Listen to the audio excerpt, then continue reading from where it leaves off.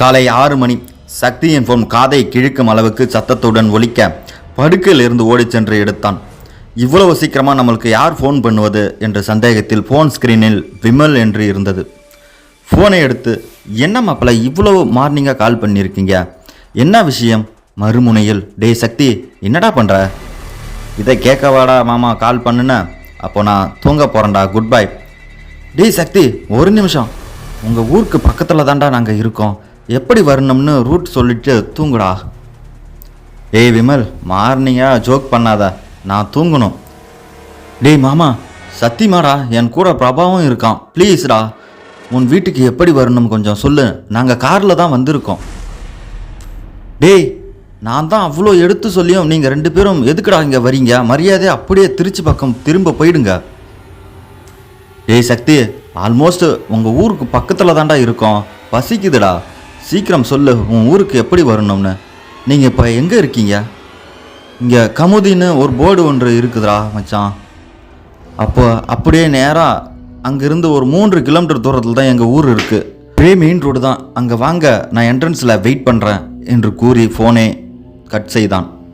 அவசரமாக உடையை மாற்றிக்கொண்டு வீட்டில் இருந்து கிளம்ப, இவ்வளவு சீக்கிரமா எங்கப்பா போகிற சக்தி என்ற அடுப்படியில் இருந்து அம்மாவின் குரல்.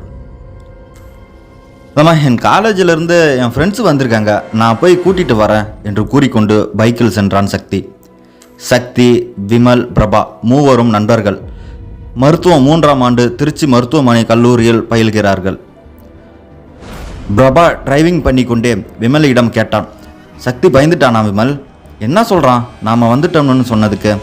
டேய், அவன் கோவப்படுறான்டா, அப்படியே நம்மளை திரும்பி போக சொல்கிறான்டா என்று சொல்லி கொண்டு சிரித்தான். அதை கேட்ட பிரபாவும் சிரித்தான். ஆமாடா விமல், அவன்தான் நம்மளை இங்கே வரக்கூடாதுன்னு அவ்வளோ சொன்னான்ல, நம்ம கேட்டால் தானே? டேய், நம்ம சுற்றி பார்க்க தானே இங்கே வந்திருக்கோம், அதுக்கு என்னடா பிரச்சனை வரப்போகுது? யார்டா சொன்னா நான் சுற்றி பார்க்க வரல? தம்பி அவன் சொன்னான்ல, அதான்டா அந்த குளம் ஏதோ சொன்னான்ல, அது உண்மையானு பார்க்க தான் நான் இங்கே வந்திருக்கேன். உண்மையை சொன்னால் நீ வரமாட்ட, பயப்படுவோம் தான் நான் சொல்லலை என்றான் பிரபா. ஒரு நிமிடம் உடலெல்லாம் வேர்த்து கொட்டியது விமலுக்கு. டேய், நீ எதை பற்றி சொல்கிற என்று பயம் கலந்த சந்தேகத்துடன் கேட்டான். ஆமாண்டா, அவன் சொன்ன கட்டுக்கதையை உண்மையானு நம்ம கண்டுபிடிக்கணும், அதுக்கு தான் நாம் ஊருக்கு வந்திருக்கோம் என்று கூறும் பொழுது கார் ஊரின் எல்லையை நுழைகிறது. ஒரு பெரிய சத்தம். கார் முன் பக்க டயரில் பஞ்சர். அவசரமாக சுதாரித்து காரை நிறுத்தினான் பிரபா.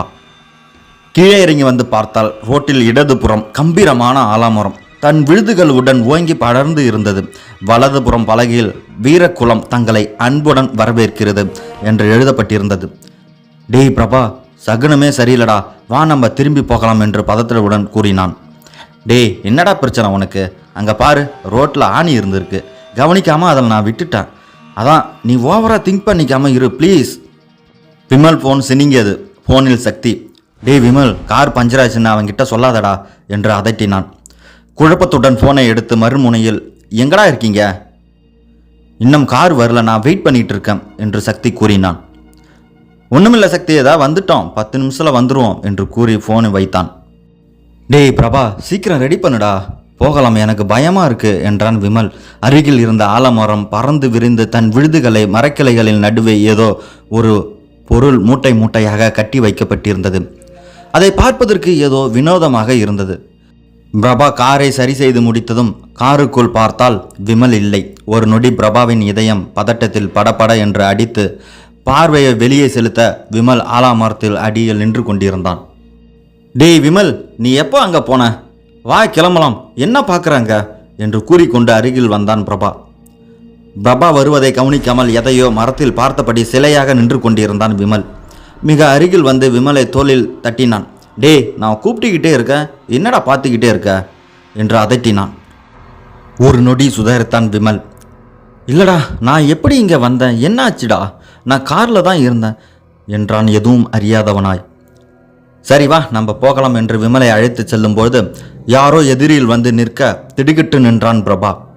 அந்த நபர் பிரபாவை பார்த்து ஒரு நமட்டு சிரிப்பு சிரித்தார். அருகில் வந்து, என்ன தம்பி, ஊருக்கு புதுசா என்று கேட்க ஆமாம் என்று தலையை அசைக்க, இவர் எங்கே பார்த்தது போல் இருக்கிறதே என்று யோசித்து கொண்டே காரை ஸ்டார்ட் செய்தான். இப்போ இருக்கிற பசங்க எல்லாம் எல்லாத்தையும் விளையாட்டாக நினைக்கிறாங்க. பார்த்து பத்திரம், ஊருக்கு திரும்பி போங்க தம்பி என்று சொல்ல பிரபாவிற்கு மனதில் ஏதோ தவறு என்று ஏற்பட்டது. யோசித்து கொண்டே காரை அழுத்தினான். 5 நொடிகளில் சக்தி காத்திருக்கும் இடத்திற்கு வந்து சேர்ந்தான். எதுவும் பேசாமல் பிரபாவை முறைத்தான் சக்தி. சாரி மச்சான், கோவப்பட வேண்டாம், நாங்கள் 1 வாரம் இருந்து சுற்றி பார்த்துட்டு போகிறோம் என்று கூறிக்கொண்டு சக்தி அருகில் வந்தான் பிரபா. பிரபா, நீ எதுக்காக இங்கே வந்திருக்குன்னு எனக்கு நல்லாவே தெரியும். இருந்தும் நான் ஒன்று மட்டும் சொல்கிறேன், கேளு. இது விளையாட்டு இல்லை, புரிஞ்சுக்க. அதான் உனக்கு நல்லது. இப்போ வா, வீட்டுக்கு போகலாம் என்று இருவரையும் அழைத்து சென்றான் சக்தி. இவர்களின் வருகைக்கு காத்திருந்த சக்தியின் அம்மா வாசலில் வந்து இருவரையும் வீட்டிற்குள் அழைத்து செல்ல, உள்ளே வந்ததும் வீட்டின் ஒரு அறையில் 40 வயது மதிக்கத்தக்க ஒரு நபர் படுத்து இருக்க, யார் அது என்று சக்தியிடம் பிரபா கேட்டான்.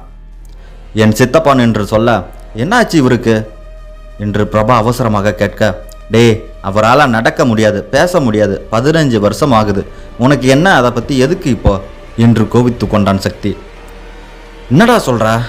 அப்படின்னா நான் அந்த மரத்துக்கிட்ட இவரை மாதிரியே தான் பார்த்தேன் என்று கண்கள் ஆச்சரியத்தில் விரிய தொண்டை குழியில் எச்சிலை முழுங்கினான் பிரபா.